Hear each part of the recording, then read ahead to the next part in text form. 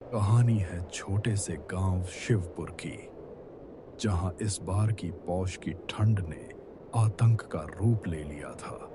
हड्डियों को चीर देने वाली ठंड थी और सूरज डूबते ही गांव एक डरावनी सफेद चादर ओढ़ लेता था। गांव के किनारे स्थित था उनका प्राचीन शमशान घाट।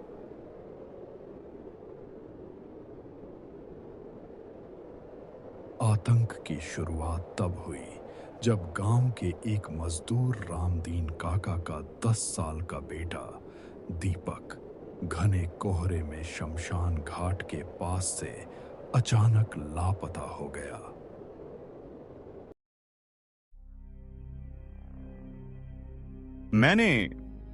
मैंने अपनी मर चुकी पत्नी मीना को आवाज लगाते हुए सुना था, श्मशान घाट के पास, पर वहां पर कोई नहीं था, केवल अधजली लकड़ियां थीं।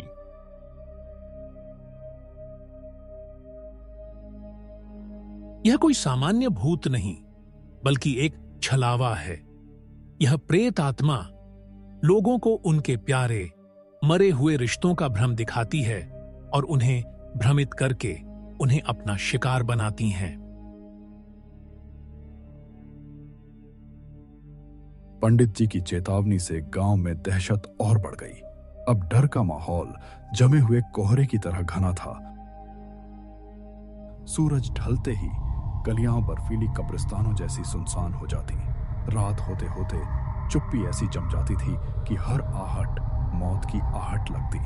सबसे डरावनी बात यह थी कि हवा में एक अजीब हड्डियों तक जमने वाली ठंड घुल गई थी, जिसके साथ एक सड़ी हुई मीठी सी दुर्गंध भी आ रही थी। यह गंध ऐसी थी मानो पुरानी बंद पड़ी लाशें कहीं आसपास हों, एक घिनौनी गंध जो सांस लेने को भी दू भर कर देती थी। इस असहनीय ठंड, अनजाने खौफ और सड़ी हुई हवा ने मिलकर पूरे गांव को एक शांत मगर दम घुटने वाले नरक में बदल दिया था। कुछ दिनों बाद आतंक ने नया मोड़ लिया। अब जानवर भी गायब होने लगे। भोला चरवाहे की बकरियां और बलवंत सिंह की गाय गायब हो गईं। भोला रोते हुए बोला,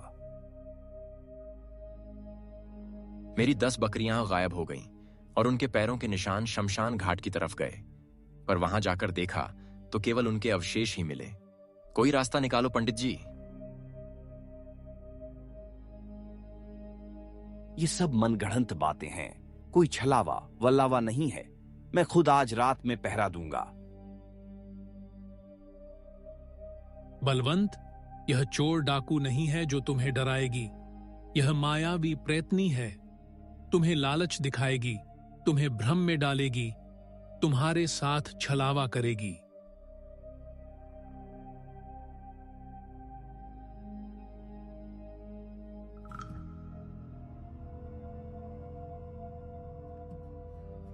बलवंत नहीं माना।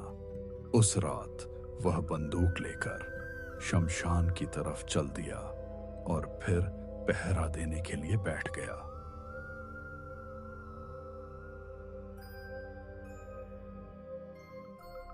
आधी रात को कोहरे में उसे अपना पुराना मुनीम और गाय दिखी।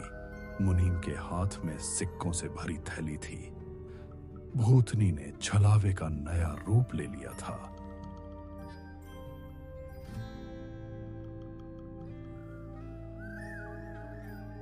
सेठ, सेठ, मुझे माफ कर दो।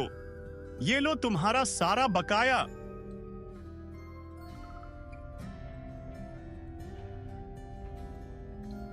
लालच में बलवंत पैसे लेने के लिए आगे बढ़ा। जैसे ही वह शमशान की सरहद पर पहुंचा, मुनीम और गाय दोनों गायब हो गए और सामने लाल साड़ी में एक औरत खड़ी थी, जिसका सारा शरीर सफेद और आंखों में अजीब सी चमक थी। बलवंत अपने आप को रोक ना सका और उसकी ओर आकर्षित होता चला गया।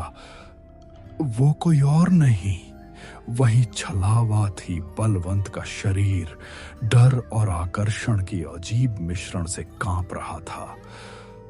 वह चाहकर भी उस भयानक सौंदर्य से आंखें नहीं हटा पा रहा था। भगवान, अरे बाप रे, ये तो चुड़ैल है। हाँ, सही पहचाना। तू क्या सोचा था कि मेरे पैसों को लेकर तू सही सलामत लौट जाएगा? लालच, हाँ, तेरा ये लालच मेरे लिए सबसे स्वादिष्ट भोजन है। तेरी सांसों की गर्माहट, तेरा डर, मैं सब महसूस कर सकती हूँ। तू कितना भोला है।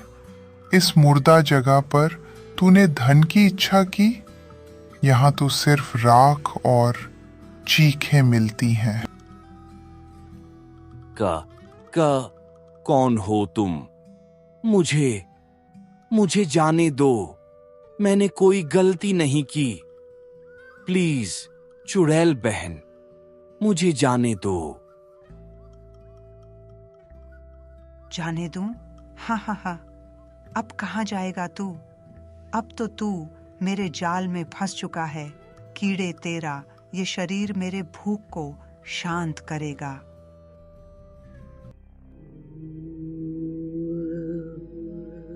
बचाओ बचाओ, अरे कोई है, मदद करो।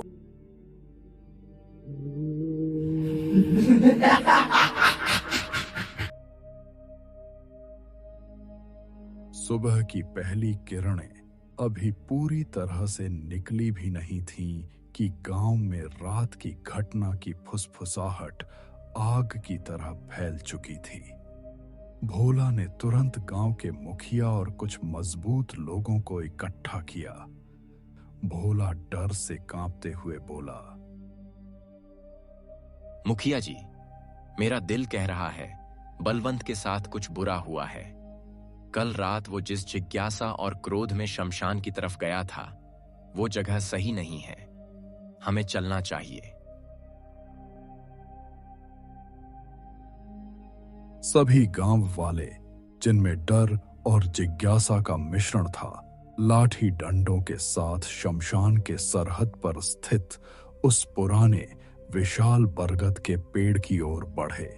वह बरगद सदियों पुराना था, जिसकी जटाएं जमीन तक लटकती थीं और जिसे गांव वाले अशुभ मानते थे। जैसे ही वे बरगद के पास पहुंचे, वहां एक अजीब सी सड्डी हुई गंध हवा में फैली हुई थी। गांव वालों की आंखें ऊपर उठीं और जो दृश्य उन्होंने देखा, उससे सबकी रूह कांप उठी। बरगद की एक मोटी डाल से बलवंत का कंकाल झूल रहा था। वह सिर्फ एक कंकाल था, मांस का एक टुकड़ा भी बाकी नहीं था। ऐसा लग रहा था मानो किसी भूखी और क्रूर शक्ति ने उसे पूरी रात नोच नोच कर खाया हो। भोला चीखते हुए बोला, ओह माय गॉड, ये क्या हो गया? ये इंसान का काम नहीं है, ये वही चुड़ैल है। उसने बलवंत को पूरा खा लिया। हमें इसे उतारना होगा और गांव में इसकी विधिवत क्रिया करनी होगी। आज के बाद कोई भी इस बरगद की तरफ कदम नहीं रखेगा। यह शमशान की सीमा अभिशाप से भरी है।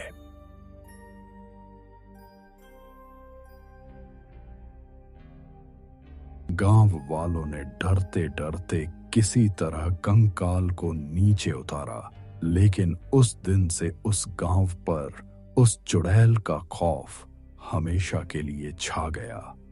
हर अंधेरी रात उन्हें बलवंत की आखिरी अनसुनी चीख की याद दिलाती थी। बलवंत के कंकाल को बरगद से उतारने के बाद गांव में मातम से ज्यादा दहशत का माहौल था। एक शाम मुखिया ने गांव के केंद्र में स्थित चौपाल पर सभी गांव वालों को इकट्ठा होने का आदेश दिया। ढलते सूरज की पीली रोशनी में चौपाल पर सन्नाटा पसरा हुआ था, जिसे सिर्फ लोगों के दबी दबी फुसफुसाहटें ही तोड़ रही थीं। हर चेहरे पर डर और असुरक्षा का भाव था। गांव वालों, जो कुछ भी हमने बरगद के पेड़ पर देखा, वह किसी इंसान का काम नहीं है। यह उस भयानक छलावा का काम है जिसने हमारे बलवंत को निगल लिया। यह चुड़ैल अब हमारी सरहद तक आ चुकी है। मुखिया जी, हमें क्या करना चाहिए? क्या हमें गांव छोड़ देना चाहिए?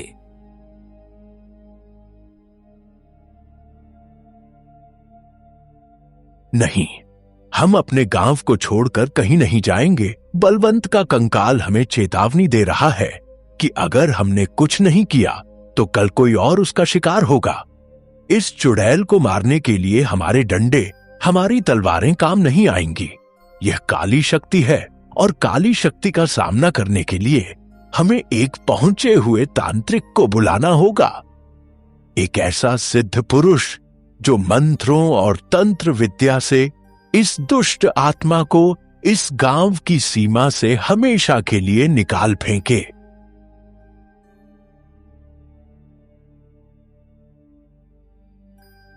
अगले दिन मुखिया ने अपने सबसे अनुभवी और दृढ़ निश्चयी चेला धनपत क्विक को भोला के साथ भेजा। धनपत एक शांत स्वभाव का व्यक्ति था और उसे पहाड़ियों के रास्ते की अच्छी जानकारी थी। शाम ढलने से ठीक पहले वे उस पहाड़ी के निचले हिस्से में पहुंचे जहां एक छोटी गुफा थी। भोला दबी आवाज में, धनपत भाई, शायद हम सही जगह आ गए हैं।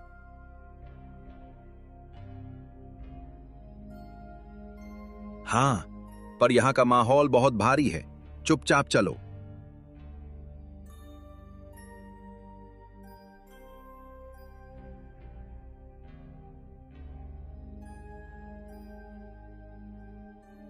गुफा के भीतर एक जटाधारी तांत्रिक जिनका नाम था बाबा भैरवनाथ जमीन पर आसन लगाए बैठे थे।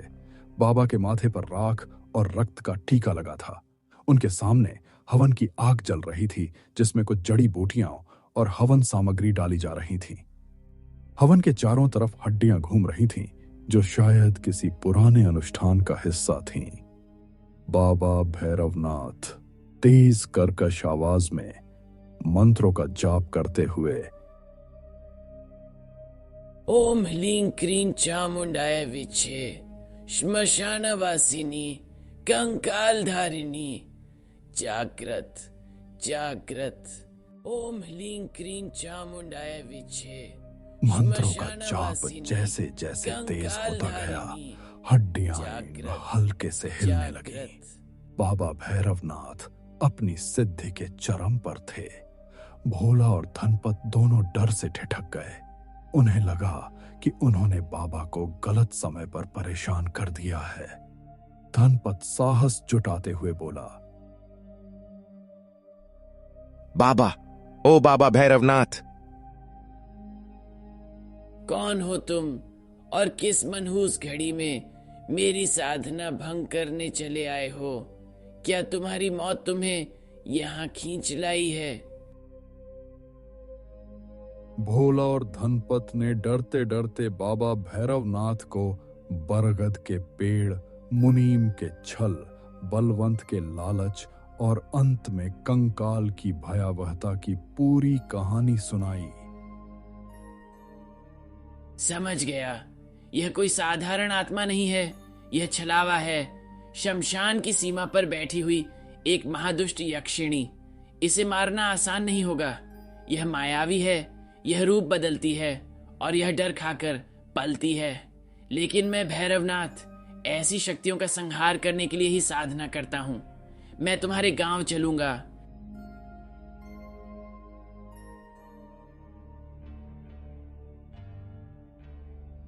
अगली शाम बाबा भैरवनाथ, भोला और धनपत गांव पहुंचे। गांव वालों ने डर और उम्मीद के साथ बाबा का स्वागत किया। उनके आगमन से गांव के माहौल में एक अजीब सा तनाव आ गया।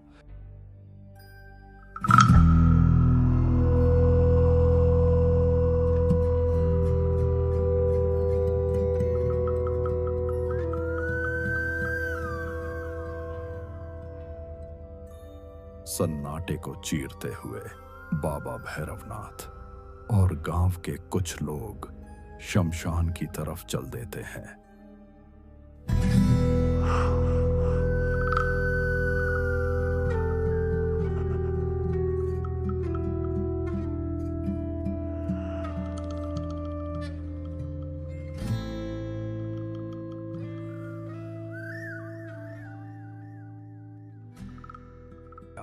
आधी रात को जब अमावस की काली रात अपने चरम पर थी, बाबा भैरवनाथ अपने हाथ में एक त्रिशूल और अभिमंत्रित जल का कमंडल लेकर शमशान की सीमा पर स्थित उसी बरगद के पास पहुंचे जहां बलवंत का कंकाल मिला था। उनके साथ भोला, धनपत, मुखिया और कुछ गांव वाले थे। बाबा भैरवनाथ ने बरगद के नीचे पहुंचकर जोर से एक भीषण गर्जना की जिसने रात के सन्नाटे को चीर दिया। ए दुष्ट यक्षिणी, ए श्मशान की वासना, तेरी माया का खेल अब समाप्त हुआ। भैरवनाथ तुझे चुनौती देता है। तभी सामने वही छलावा, लाल साड़ी और सफेद शरीर में, आंखों में प्रतिशोध की आग ली प्रकट हुई। ओह माय गॉड, ये चुड़ैल तो सचमुच बहुत डरावनी है। ओह साधक, क्या तू मेरी भूख मिटाने आया है? तेरे इस छोटे से गांव को मैं कल ही निगल सकती हूँ। तेरी तपस्या मेरे सामने व्यर्थ है। इतना बोलकर चुड़ैल तेजी से तांत्रिक की तरफ बढ़ती है और उसे हवा में उठा देती है। गांव वाले ये नजारा देखकर सन्न रह जाते हैं। क्लीं दुष्ट संहारिणी भैरवी स्वाहा।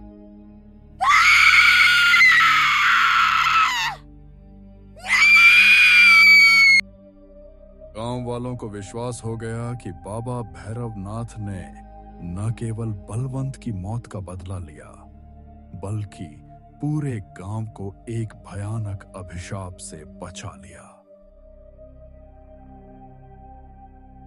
चुड़ैल का अंत हुआ। उसकी दुष्ट शक्ति अब इस क्षेत्र से हमेशा के लिए मुक्त हो गई है।